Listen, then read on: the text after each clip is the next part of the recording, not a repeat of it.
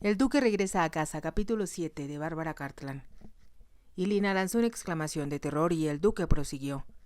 En vez de eso, la cerraré. Tapiaré las ventanas y dejaré que se desintegre. Nuestros antepasados, Elina, se sentirán en el futuro tan aislados como se sintió mi padre y como me he sentido yo hasta ahora. Por favor, empezó a decir Elina, pero él la interrumpió. Podrán mirar desde sus flamantes marcos sin encontrar nada ni a nadie. Permanecerán en una casa vacía, una tumba mucho más efectiva que las piedras que cubren sus despojos. Esa es mi venganza, por la forma como trataron a mi padre, y me regocijaré llevándola a cabo. Un silencio sepulcral descendió sobre ellos y, al ver la sonrisa burlona que apareció en los labios del duque, Elina comprendió que él esperaba sus protestas y sus súplicas, proponiéndose rehusar de antemano. Ella, como si su voz viniera de muy lejos, preguntó: «¿Y cuando hayas tenido la satisfacción de destruir algo tan hermoso y de tanto valor histórico, que ahora es tuyo, solo tuyo, te sentirás feliz? Sabré que por fin se ha hecho justicia». «Solo para ti», murmuró Elina. «Para mí y para el resto de la familia». «Para mí solo significará oscuridad y la angustia de haber fallado». «¿Qué quieres decir con fallado?». Elina hizo una pausa y después agregó: «Cuando llegaste aquí ayer, te odiaba por haber tardado tanto en responder a mi invitación y, después, por ser tan indiferente».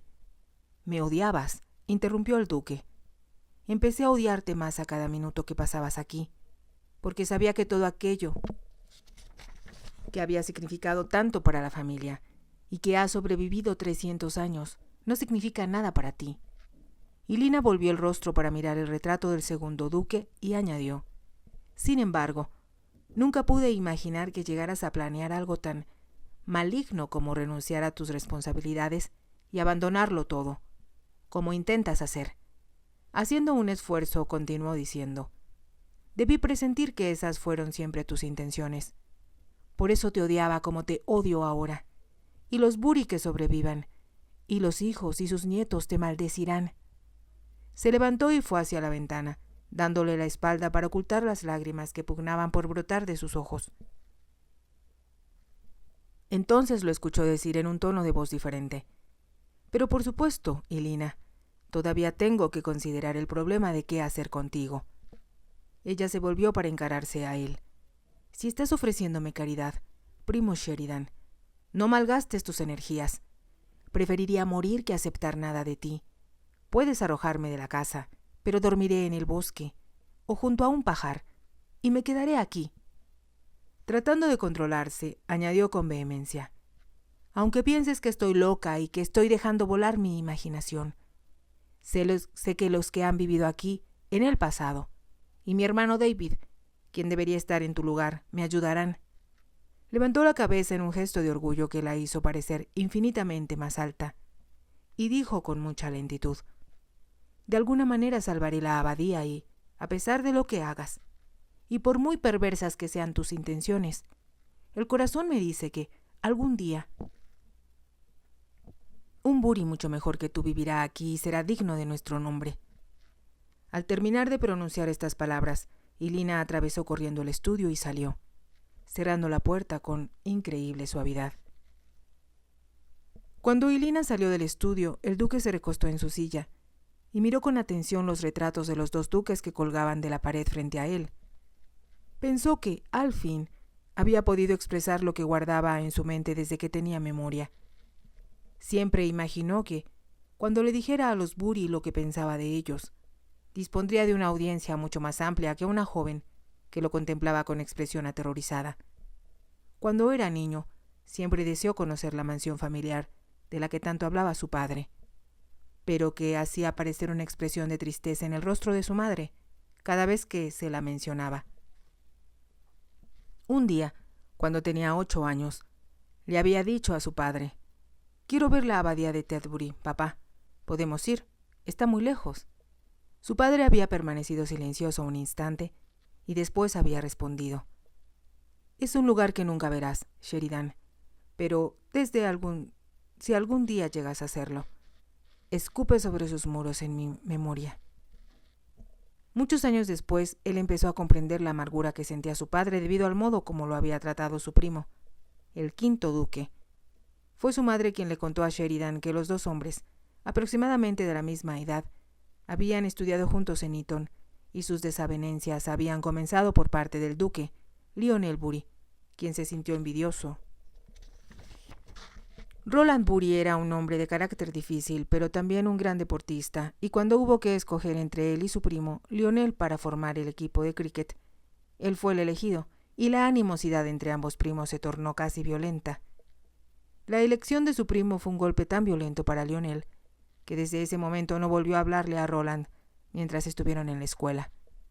Según pasaron los años, se estableció entre ellos una especie de paz armada, y Roland Bury había asistido a algunas reuniones de familia en la abadía, consciente de que el duque lo miraba con el mismo disgusto que le había inspirado cuando asistían juntos a la escuela.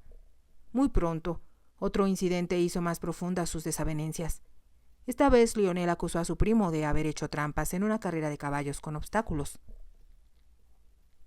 Más adelante se probó que sus acusaciones eran injustificadas, pero para entonces los dos hombres se habían ofendido tanto que ya no era posible una reconciliación. El duque, injustamente, había llamado a Roland tunante y perverso, y le había informado, a través de sus abogados, que si alguna vez intentaba entrar en la abadía lo echarían los sirvientes. Roland Bury había considerado la posibilidad de entablar un juicio por difamación contra su primo, pero su esposa lo convenció de que ese paso desacreditaría a la familia, añadiendo que estaba segura de que con el tiempo se olvidaría todo. Pero no sucedió así, y el duque continuaba denigrando a Roland cada vez que tenía oportunidad. Para empeorar las cosas, el duque le informó a su primo, de nuevo a través de sus abogados, que no solo le prohibía entrar en la abadía, sino que también estaban excluidos su hijo y otros miembros de su familia. Sus palabras fueron muy rudas y únicamente por intervención de su esposa desistió de entablar una demanda legal, pero no pudo ocultarle a su hijo su amargura y resentimiento. Como Sheridan amaba a su padre y sabía que sufría por el ostracismo que le habían impuesto sus parientes, llegó a odiarlos por haber sido tan injustos. Los Bury habían sido una familia muy unida en vida del cuarto duque, cuando la abadía siempre estaba abierta para todos ellos, y por ese motivo Roland recibió grandes muestras de afecto del resto de sus parientes. Y como el duque siempre había tenido un carácter pendenciero, muchos de ellos también se disgustaron con él. No es sorprendente, por lo tanto, que Sheridan creciera con la idea de que el jefe de la familia era un ogro, cuya maldad recaía en los que debían depender de él para su ayuda y consejo. Los años pasaron, y cuando la fortuna del duque fue mermando, Roland Bury descubrió que él, también, si no estaba definitivamente en la pobreza, había llegado a un estado en que tenía que controlar sus gastos y economizar en su forma de vida. Fue entonces cuando su hijo decidió que, si no podía vivir en Inglaterra con el estilo de vida que deseaba y mantener, como estaba acostumbrado, una magnífica cuadra de caballos de carrera, se marcharía al extranjero. En el nuevo mundo que Sheridan encontró en el Oriente, a nadie interesaban los duques y no era degradante que un hombre que había nacido caballero trabajara. Sheridan, que poseía una clara inteligencia y capacidad de organización, se propuso hacer una fortuna y llegar a ser un hombre poderoso a fin de vengarse de aquel que había hecho sufrir tanto a su padre. ¿Por qué la abadía le importaba tanto a papá? Le había preguntado a su madre una noche cuando Roland Bury se quejó con amargura de la traición del duque. Es difícil que puedas entender, ya que nunca has estado allí, lo hermosa que es la abadía, le había replicado su madre. Y es un monumento a las conquistas y al heroísmo de una familia que ha subsistido durante 300 años. Como su hijo le escuchaba atentamente, había proseguido. Cuando me casé con tu padre, no podía entender por qué eran tan orgullosos, y me tomó mucho tiempo comprender que no se trataba de que fueran altivos, sino que sentían un orgullo por sus antepasados, que les hacía creer, desde el fondo de su corazón, que los Bury eran mejores que los demás. Es cierto eso, mamá. Aunque tu padre nunca lo admitiría, puedo decirte, porque lo conozco y lo amo, que eso es lo que él cree. Te será fácil entender, por consiguiente, su frustración al verse excluido de la abadía. Había hecho una pausa, como tratando de ordenar sus pensamientos. En el pasado, el jefe de la familia los conducía como si fuera un general que entrara en el campo de batalla seguido por los soldados de su regimiento, como si fueran los Buri contra el mundo. Exactamente, y estaban convencidos de que eran invencibles. Papá es muy importante aquí, había comentado Sheridan, pero no tan importante como el duque, y aunque nuestra casa es muy agradable, nunca podría rivalizar con la abadía. Sheridan no pudo contradecir esta afirmación, y muchas veces, en las calurosas noches de la India, o de Siam, permanecía despierto recordando las historias que su padre le contaba acerca de la abadía.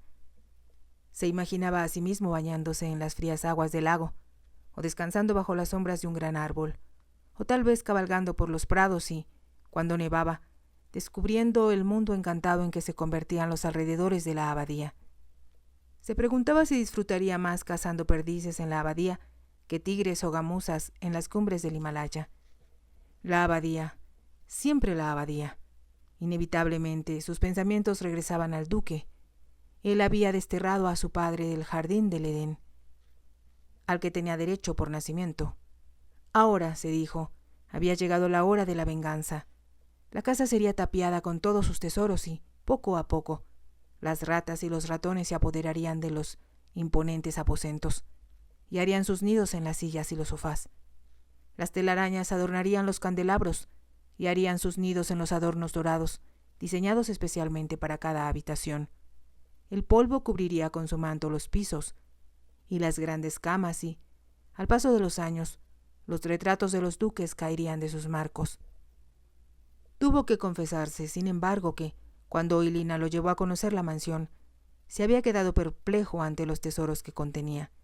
Por ejemplo, los cuadros eran mucho más grandes y representaban una colección más importante de lo que hubiera imaginado. La porcelana, traída de Francia por uno de los duques, era tan notable que difícilmente encontraría rival en cualquier parte del mundo. También era fantástica la colección de cajitas de rapé, incrustadas con joyas, que había reunido el primer duque, así como los 100 y tantos relojes por los que aparentemente sentía gran debilidad. En los salones habían muebles y cómodas incrustadas, así como sillas y mesas de todos los periodos de la realeza, y un salón, exquisitamente decorado con ángeles dorados, que sostenían coronas en sus manos, y un fresco en el techo representando a Afrodita, rodeada de cupidos, que le ofrecían guirnaldas de rosas. Era un poema al estilo de Charles II. Nadie volverá a ver esas maravillas mientras yo viva, se dijo. Decidió que debía asegurarse de que se cumplieran sus órdenes y que, una vez que se cerraran las puertas y ventanas con tablones, no se permitiría la entrada a nadie. Se levantó de la silla en que estaba sentado y salió con lentitud del estudio para ver los tesoros de la mansión por última vez, antes de convertir a ésta en una tumba, y se dirigió a la biblioteca, cuyos anaqueles, que se extendían de piso a techo, contenían una colección inigualable de libros. En la galería, a donde se llegaba por medio de una escalera de metal labrado, se encontraban los libros que relataban la historia de la familia, según le había indicado Oilina. El duque los contempló preguntándose si, en un dramático gesto final, no debía sacarlos al patio para quemarlos. Una hoguera simbolizaría sus sentimientos y, a menos que existieran duplicados de otras bibliotecas, lo cual dudaba mucho, la historia de los Buri perecería y muy pronto serían olvidados. Pero pensó que sacarlos todos afuera llevaría mucho tiempo, y no había nadie en la casa que pudiera hacer ese trabajo, excepto Singh y él. Además, una gran hoguera carecería de sentido, a menos que una gran multitud observara los libros al convertirse en cenizas. Sentía el deseo que lo había atormentado durante años, de luchar contra alguien por la forma en que el duque había tratado a su familia. La única persona a quien podía aterrorizar con su comportamiento era Oilina, a quien, difícilmente, podía considerar un adversario a su medida. Pero el duque no se sentía tan gozoso como anticipó, ahora que vería cumplirse la venganza por la que había esperado tanto tiempo. He vencido, se repetía en voz alta. Sus palabras resonaban huecas en la enorme biblioteca, y salió de allí para dirigirse a la galería de cuadros. Había asistido a una recepción en el Palacio de Buckingham, antes de partir de Inglaterra, y entonces pensó que los cuadros de George IV había coleccionado eran impresionantes. Pero, sin lugar a dudas, los cuadros de la abadía no solo los igualaban en su magnificencia, sino que tal vez los opacaban. Su madre le había enseñado a apreciar el arte en todas sus manifestaciones, especialmente la pintura, y su padre, cuando él estudiaba en Eton y en Oxford, lo había enviado a Roma y Florencia durante las vacaciones. Al volver a mirar la colección de pinturas acumuladas por los Bury durante generaciones, comprendió que cualquier museo se sentiría orgulloso de colgar en sus paredes una sola de ellas. Desde los rincones de su mente, la voz de su conciencia le preguntaba muy quedo si estaba justificado negarle al mundo algo que no debía pertenecer a un solo individuo, sino a todos los hombres y mujeres que apreciaban la belleza. Pero la acalló con dureza, aduciendo que no lo tentaría a renunciar a su venganza y, pasando rápidamente junto a la galería, se dirigió a la sala de armas. Esto era más de su agrado. Aquí estaban las armas usadas en batalla, pistolas para duelo con las que varios Bury habían lavado su honor, y armas de todas clases con las que habían cazado en Inglaterra y en otras partes del mundo. Hubiera sido más efectivo haber retado a duelo al último duque, meditó. Así es como se arreglan las diferencias en Italia. Y cuando el ofensor muere, es porque ha triunfado la justicia. Y Lina le había confiado que su padre había sido un inválido durante sus últimos años. Y el duque pensó entonces que con quien debió haberse batido era con su hijo. Pero David había muerto peleando por su patria, como lo habían hecho muchos Bury a través de los siglos, y esa era la razón por la que él ahora se encontraba allí. Supongo que sería tan detestable como su padre. Pensó desafiante y siguió su recorrido por la mansión. Cuando se aproximó la hora de la cena, se preguntó si Lina le suplicaría de nuevo que salvara la mansión y las tierras. Esto le daría la oportunidad de explicarle con exactitud por qué estaba decidido a ejecutar su venganza y las razones que, según su criterio, la justificaban. Mientras Singh lo ayudaba a cambiarse para la cena, permaneció silencioso, contra su costumbre, porque estaba meditando en la forma en que le explicaría a ella su decisión. Le haría comprender que la injusticia que habían sufrido sus padres, ya que no podía vengarse con sangre, solo podía recompensarse con la destrucción de la abadía. Cuando bajó al estudio y le encontró vacío, empezó a preguntarse cuáles serían los sentimientos de Elina y si la habría ofendido tanto que ahora rehusaba cenar con él. «La cena está lista, mi amo», anunció Singh desde la puerta. «¿En dónde está la señorita Ashley?», preguntó el duque con aspereza. «O mejor dicho, Lady Elina, que es su verdadero nombre. La señorita Sahib no ha regresado». «¿No ha regresado?», preguntó el duque. «¿A dónde ha ido?». «Salió en su caballo, mi amo».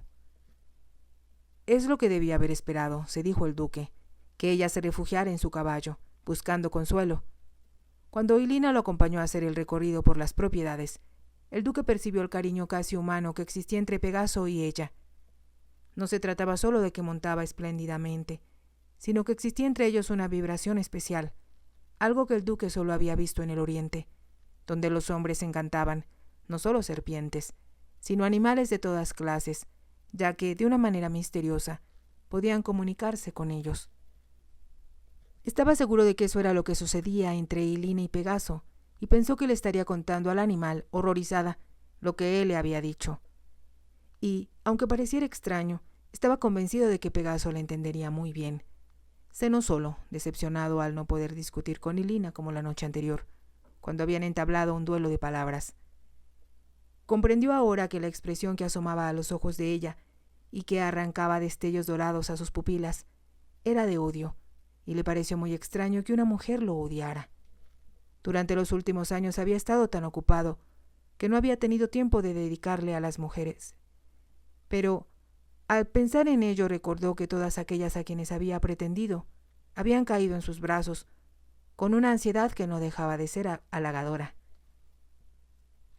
A pesar de ello, sus amoríos, porque nunca se relacionó con ninguna de otra manera, no habían durado mucho, porque, después de un tiempo, descubría que su trabajo era más interesante que cualquier mujer. Ellas podían encender una hoguera en la sangre de sus venas, pero esa llama se apagaba con rapidez, pues le parecía que el trabajo era un entretenimiento más duradero. Cuando terminó de cenar, Por fortuna, la señora Bird no se dio cuenta de que apenas había apreciado sus habilidades culinarias. El duque regresó al estudio. Creyó que Elina lo estaba esperando, pero tuvo que contenerse con admirar los arreglos florales que ella había preparado y el exquisito gusto con que había colocado los objetos de valor.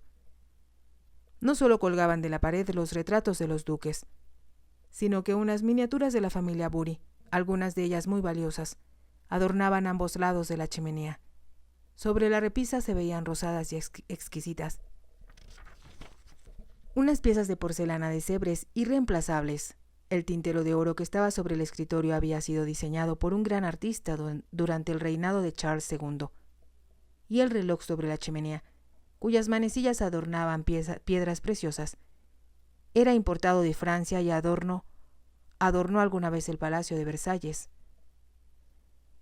Tantas cosas hermosas que nunca volverían a ser contempladas. El duque deseaba gritar estas palabras y hacer que Elina se enfrentara a la realidad, y se sintió frustrado al no poder decírselas a nadie. Con gesto altivo se dejó caer sobre uno de los sillones, forrado de cuero, y miró con ojos hostiles el retrato del segundo duque y su elaborado marco. Si te ha gustado, te invito a que te suscribas, a que me regales un me gusta y actives la campanita para que puedas seguir escuchando esta historia. Gracias.